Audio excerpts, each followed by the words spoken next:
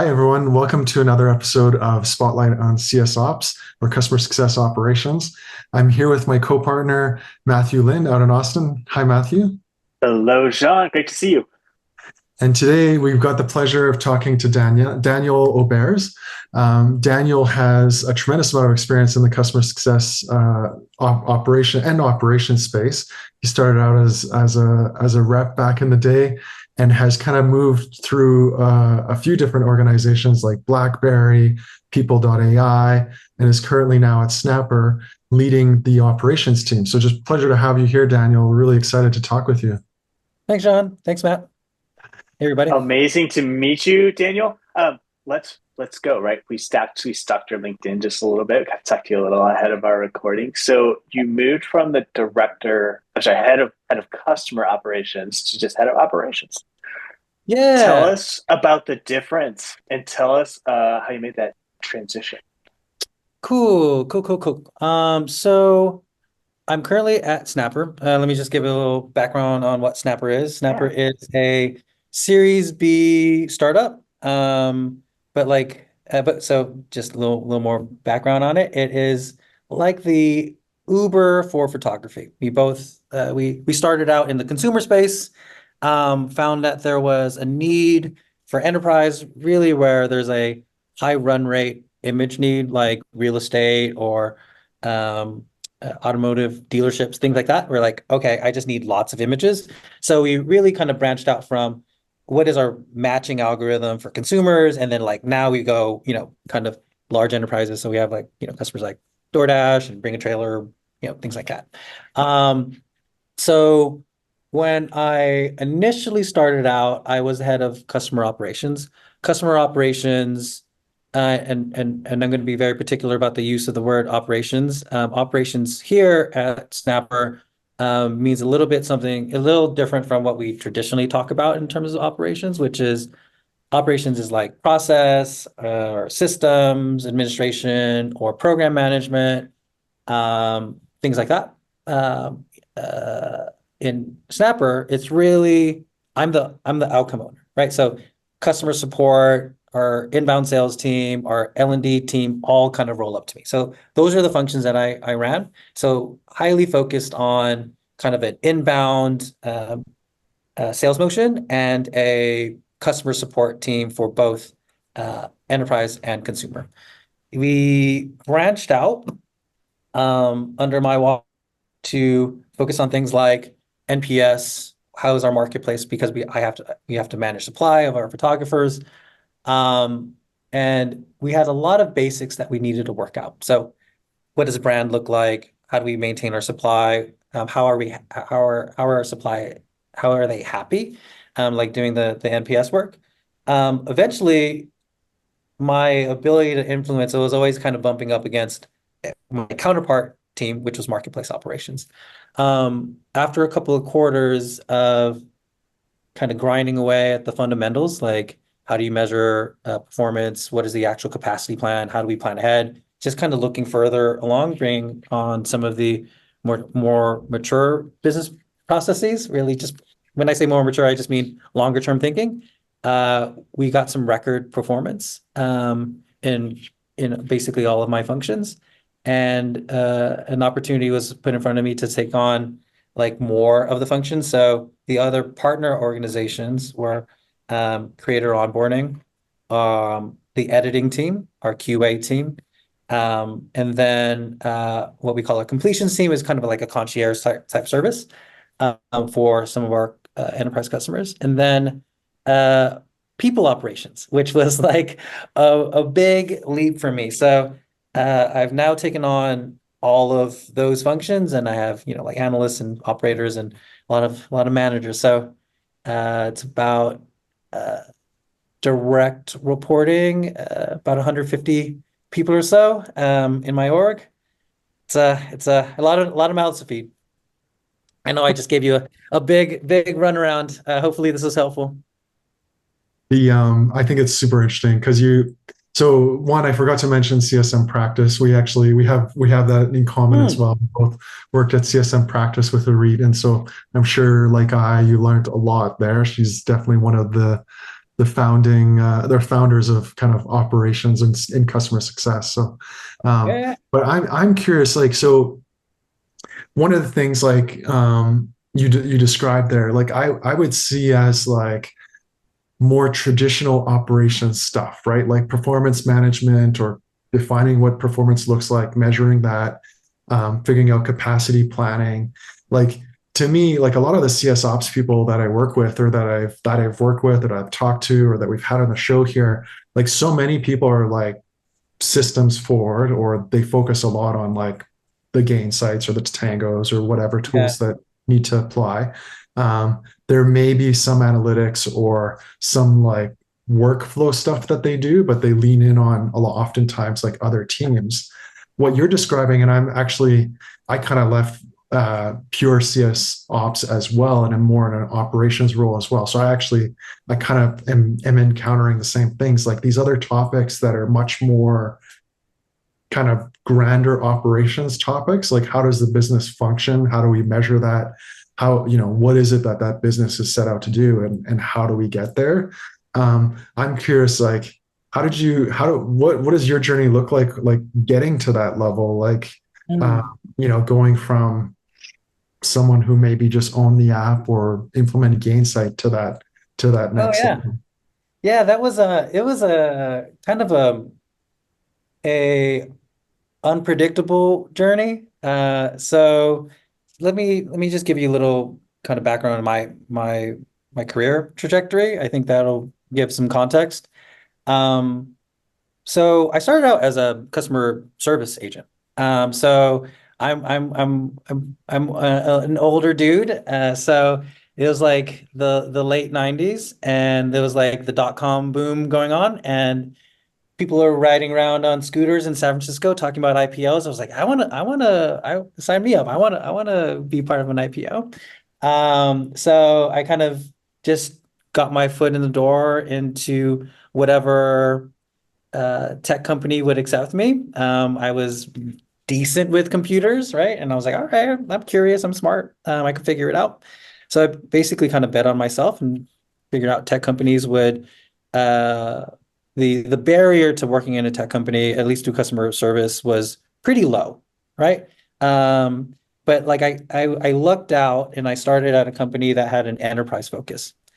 So the bar that I had to kind of get to in terms of like what is my impact on revenue became pretty clear. And I got a mentor um, early on, and because I was trying to figure out what I wanted to do. And he told me the closer you get to revenue, the more control over your destiny you'll have. Right. I'm like, oh, okay. Makes a lot of sense. Right. And me being a customer service person, my path was like, I just have to be right. I just have to, I have to just know things, and then I say the things that I know, and then everything will work out. But that wasn't the path to kind of the level of autonomy and control that I wanted to have over my career. So I just kind of chased around what kinds of problems could I solve, and again, kind of chased revenue. Eventually, from customer service, um, I went into this was pretty like a gutsy move for me. I was like, hey, like these are generous roles. I was like 23 years old or whatever, and I was in the specialist role, and I was like, but we have like pre-sales, and then we have post-sales. I think we should have specialization. And I was like, let me start up a pre-sales role. So I got to start out in pre-sales, and then that became a version of solution architecture, which like didn't really have a name back then. I kind of created what I thought was a sensible incentive structure back then, which was like I get bonused on whether or not they stay, right? So like, and then I was like, all right, I started thinking about like, oh, how do I make the case for my role in terms of like an incentive model, and does that line up with the business? So I kind of then, eventually I started managing teams. And then I hit like a point at which I just started getting frustrated because you just end up doing the same thing over and over again, right? Like no matter what, and if you're on the customer facing side, and I could get into interesting customers or like it's the kind of, the win that we're going for. But I wasn't necessarily always the guy that was going after the win. I think I'm more like curious in nature and kind of driven by that. So I was like, okay, what problems can I solve? So then I started making a turn slowly from knowing things to deciding things.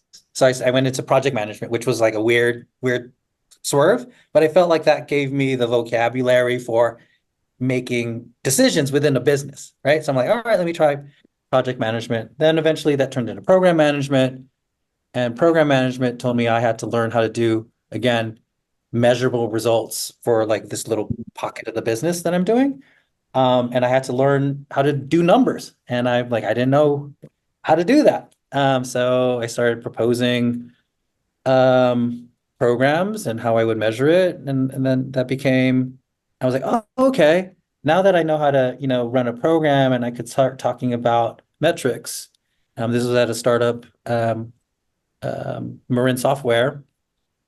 I think let me start up an analytics function because really, like, I was like, oh, you know what? I know how to solve problems, but I want to start asking the right questions, right? And then so that became my analytics role.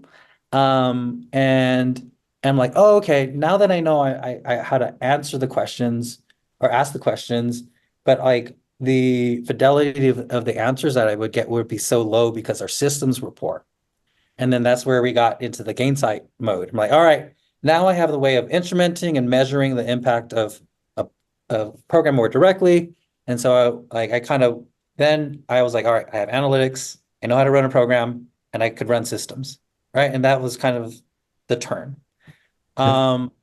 Then I, you know, and then I did that for years, basically. And then an opportunity over at People I came in front of me, and they were small. They were about like 30 people. And they're like they didn't need they didn't need an ops person like me, right? Like I was over at Blackberry, right? Billions of dollars in revenue, right? And like they're trying to get their first million. Like there's no way, right? They're not going to need ops, right? But I was like I saw the potential in the business, so I was like, okay, I'll carry a bag. I'll be their first enterprise CSM. And I was like, I'm going to build this business until they deserve an operations person like me. And so like I kind of went hard at it to put myself out of a job and into the job that I wanted. Kind of rode that up to 30 million or so. Created a operations role and then a CS operations role. But then the cool thing is like I started working with this wonderful woman, Dan Zhang, who's now the CFO at ClickUp, and she saw potential in me to kind of build more, and she let me do broad decision support, right? So, which is a fancy role for a $30 million revenue company. But she saw that I was basically an entrepreneurial person. So like she wanted me to help out with go to market and NPI and product instrumentation and all of that. So she let me build a lot of processes to help us go to market. And like I worked on like pricing and packaging, like as a weird like CSM person, but I was just like, okay, let me work on problems. So I built that up, and then I eventually the pace and growth of the business, we had more specialization, and then I ended up running a PMO organization and strategic initiatives. Then Dan left, and she was on this mission over at ClickUp to drive. Basically, ClickUp is, if you're not familiar with it, is a project management tool that had like basically rocket ship ride, right? I think they went from like, I don't know, 30 million to 100 or 90 million in like 2 years or something crazy, like outrageous, and they wanted to go up market, and she brought me on as head of revenue strategy. So, which was a funky role. it's a funky role because it's like I had a team of people, but I don't own outcomes. I had to influence like other SVPs and VPs and COOs and all of that. But we basically launched an enterprise go-to-market motion, like full on. Going from a PLG motion to an enterprise motion is a difficult thing, and we were able to manage that. So that gave me the level of elevation of like, how can I help change strategy? What is the right org structure that we're talking about? Do we have the right Mhm. incentive models? Which prepared me for my current kind of executive role of basically owning outcomes. So I know that was a long journey from support agent to operations exec, but that's what I did. That's quite I want to interesting. pick at something you mentioned, Daniel, which just stuck out to me, which is you moved from things you know to deciding things. Or Yeah, maybe I didn't quote you yeah. perfectly there, but talk on that swing because I think that's a step, that's a ledge that people find difficult to Mm, traverse. yeah. So did you just courageously like a bull like hey, I'm just going to start making decisions, or did you have, what would you recommend to people who are like, I Mm, know a lot of things but I seem to be capped, I seem to have a ceiling above me about what I can do with all this knowledge? yeah. So, yeah, that was a hard one. And I think I mean, maybe this isn't going to be the inspiring story, but like, I think I capped out technically. Like, there's only so much that I'm going to be able to do technically, but I know I needed to make an impact for something bigger, right? So like it takes a certain type of person, I think, to work at a startup, right? Because like you're constantly in build mode and there's like a high amount of risk. And I think for me, I saw the opportunity as like, how can I participate in that risk? Right. And I felt like the knowing part, there's a cap. And cap for me personally, like I'm never going to program. Like I can't drive product in that way. I'm never going to be an engineer. But I know what works for customers. I know what they need to feel in order to like want to move forward. So I took a lot of my experience of like customer facing stuff, earning and deserving more revenue. And I was like, how do I inform the business? Like how do I do that? Yeah. And how do Um, you get that influence, though? I mean, it's one thing for someone, a hmm, manager or a leader of yours, to say, Daniel's really smart. He can work with hmm, customers as a customer service agent or a CSM. He can lead programs. He could do all those hmm, things. But like, how do you get the influence needed or buy-in from your champions to be like, yeah, he's now in an executive role. He's a hmm. decision maker. I think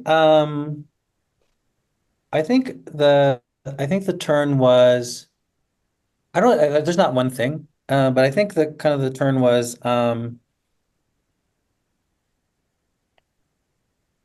of like trying to create something that is scalable. Like how do you not be precious about the things that you're doing and like it's only me? You know what I mean? Mm. And to be kind of like selfless with your knowledge and your process, right? And be like, this is what I did, this is how I do it. And then like let it go into the world. And then that's the foundation for everybody, right? And they're like, all right, like now that's the way to do it. And you get enough of those things to kind of connect, and then your perspective changes a little bit, right? And you're like, all right, well, this thing fits with this thing, and I think that's one part of it. Another part of it, I think, is at least for me, this is my path. I asked for a lot of help, which is, I think, maybe a hard thing. I wish I learned sooner. I wish I figured this out sooner, but I wish I got mentors earlier. Mm. And I found like me asking questions that other leaders were asking too. I was like, they don't know either. You know what I mean? Like, and like we could help each other. And the fact that we kind of resonated on curiosity and wanting to solve problems, they're like, well, do you want to work on that? And I'm like, yeah, I want to work on that. So I think I had to build a track record. I had to show that my work was sustainable. And then I just kind of continue to, I think, ask the right questions because I wanted to participate. Um, I think, this is a very customer success and customer service kind of orientation, right? Because there's many paths to this, and they're like, sales guys, go, go, go. I'm just gonna like crush the number. And I kind of wound my way through with like curiosity and helping people. Yeah. But There's the yeah, I'm going to type A my way into this, and then Yeah. there's maybe there are, to your point, there are many ways, but then there's maybe your route of like I'm going to consult my way into this. Yeah. That is my path. I'm pretty happy with it. I feel like I got to, you know, keep keep keep who I am. and I think there's something to be said. Like I think, and I see this a lot with people in operations or people in these types of roles, like where there's this constant thirst of like learn more, try to figure out what's next. Like, I don't know, I think we're almost all junkies for learning Yeah. more, maybe, like in a way, like, and I don't know if there's like an adrenaline hit when you learn Oh yeah, something for or, sure. some type of thing goes on in your brain, but like there's some satisfaction. I that the moment that you talked about like, you were capping out on one thing. And so then you're like, okay, what's next? Like I felt that so much in my career where I mean, I don't feel like I'm hitting a ceiling because I've always felt like, hey, I could double Oh, down on it's this. I many. could really like, make this my world for the next 50 years, whatever. But I've always felt this like, okay, I kind of feel like I'm pretty comfortable in that space. What's next? Like, Yeah. and what's next and what's next and what's next. And here we are, you know, a dozen years later or more. And we're like, oh, wow, I've had all this experience all over the place. And you kind of, because I've had a very similar career actually, where I've just sort of, give me more to learn, give me more to learn. And I don't know, it helps you when you become an executive. And I am curious if you feel this as well, like having that exposure to so much of breadth helps you become a leader because, the next time you get asked a question about X or about Y, you're like, oh, I've kind of seen that before, or I've sort of seen something similar. And you haven't just been so pigeonholed in like, one thing for a dozen years or more. So Yeah, yeah, totally agree. Like there is the rush and there's like because like business is chaotic, right? Like we're always trying to like do things that we're unable to do, right? Well, at least for startups, right? Like I don't think we're working at like lifestyle type businesses or whatever typically, right? So I think another angle that I think was helpful for me that I lucked out on, and I think I was very aware of it because of the way I started out in my career, is like, is there a transformation going on? Like, is there like a go-to-market transformation? Is there a product, transformation? And like when we talked about like the dot-com boom or whatever, um, and bust or the bubble, but like I became very aware, like as industries change, there's going to be folks that are like riding that wave, right? And there's like stuff that's going to fall apart. So you got to kind of, you know, pick your horse or whatever, right? So like the whole e-com thing in the beginning and like trying to go like internet native and like again like back then it was weird to put your credit card on the internet, right? Like so like just transformational stuff. And then I picked a loser one time, and what we were doing was like, oh, and we're going to do content management systems. Like that sounds like a cool technical problem, and it was a cool technical problem, but it became commodified. It was a race to the bottom. So I was like, Yeah, oh, I could really pick wrong. a lot of other Um, people thought that would be a cool problem to solve too, right. And so I was all just at the like, same time. I could Yeah, I could do it. I'm like, oh, I'm a solution architect for a content management system. We're gonna do blah blah blah, and then like Drupal and Ruby on Rails and free, free, free. I'm like, oh, never mind. So I was like, all right, I need to pick industries a little better. And then, there was the I went at the startup Marin, but like what I observed the opportunity for me was at that place was they went from a single product to a multi-product company, and they needed to restructure their account management and eventually customer success organization. So I was like, okay, that's what transformation does.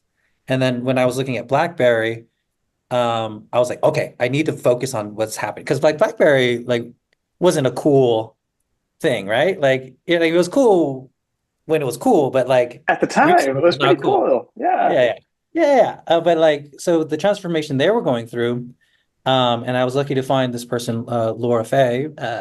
She was like one of the initial folks over at Salesforce. Like, she would get on stage with like Mark Benioff, and like she helped create the ecosystem, right? Like, I'm like, oh wow, she's like SaaS. She's the SaaS lady, right?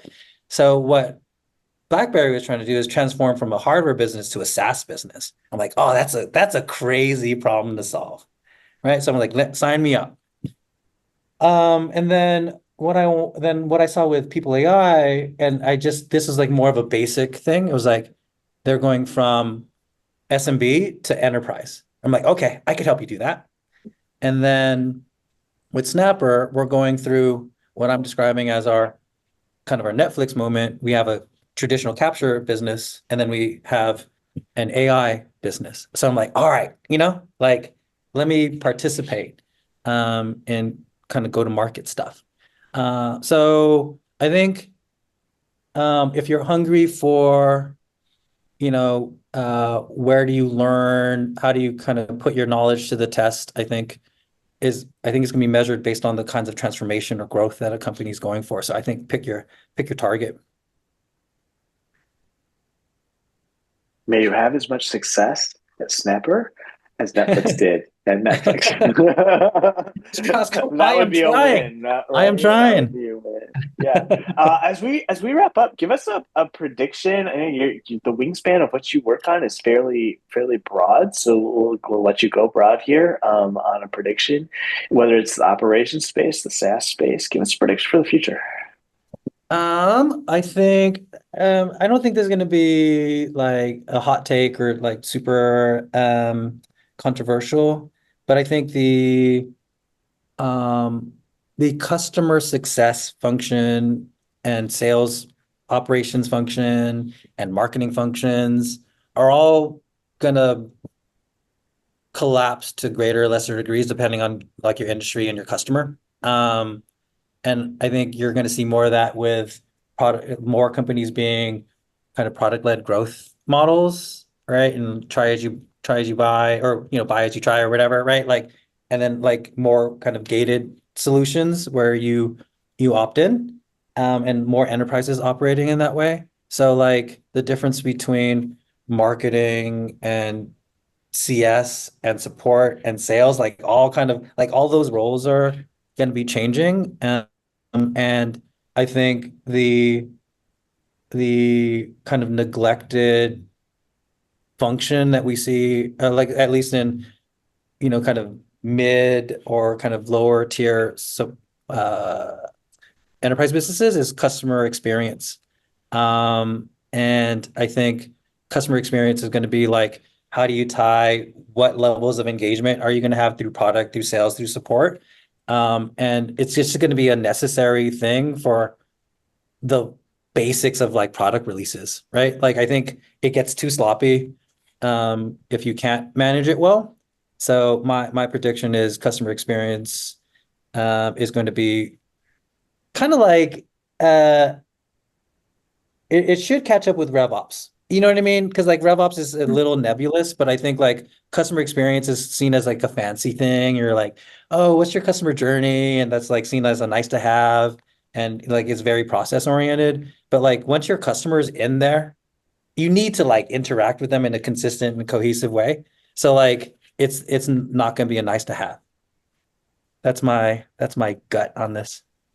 All right. I'm So I seeing think that yeah. myself actually. Like, yeah, people are centralizing, or companies are centralizing more their operations function, and I want to believe, because I agree with you, that the future, we're all commoditizing to some degree, right? Like there's so many apps that do the same thing, there's going to be 50 million AIs out there. There's going to be, so many options for the exact same thing. Customer experience will kill everything, I think. Yeah, and customers will have a much higher expectation of how they're treated at any point, right? And so like we can't rely on like heroic engagement models, right? Like with a TAM or whatever, you know what I mean? Like the customer model and the transaction model, like all are going to get kind of munged up. But I think there's probably like a lot of fun to be had. Like, CS is probably like underpowered in terms of like mass communication and coordination and cohort and segmentation. They're probably like underpowered in terms of like, specialization, like and like we have with sales, right? So I think it's gonna be fun. I think it's like there's cool stuff. I agree. And then, yeah, the more customer experience, the more fun it is. I mean, what if you're a CS ops person and you don't enjoy driving good customer experience, you might be in the wrong field. Yeah. Totally. Well, Ooh, it's been an absolute pleasure just like going through your journey and kind of figuring out, how you've sort of done it in your world and the opportunities and the experiences that you've had. So thank you so much for joining us today, Daniel. It's been a yeah. pleasure. Thanks for having me.